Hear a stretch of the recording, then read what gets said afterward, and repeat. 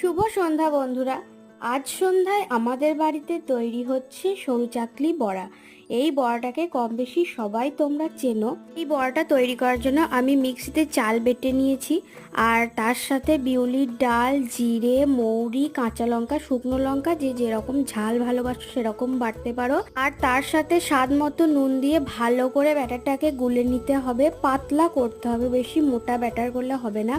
তো দেখো একটু মোটা হয়েছিল বলে আমাদের প্রথম বড়াটা এরকম নষ্ট হয়ে গেছে। তো তারপরে জল দিয়ে আবার ব্যাটারটাকে পাতলা করা হয়েছে। তো তারপর থেকে আবার সুন্দরভাবে বড়াটা তৈরি হচ্ছে। আর আমার বর এদিকে সন্ধেবেলায় বসে বসে দেখো আমাদের যে ভাঁড়টাতে আমরা টুকটাক কিছু অর্থ জমাই সেটাকে কালারফুল করছে, আর তার সাথে কিছু ডিজাইন করেছে। এই যে রেডি হয়ে গেছে আমাদের সুন্দর সুন্দর সরু চাকলি বড়া। আমি কিন্তু এসব বানাতে পারি না, মাই এসব বানিয়েছে।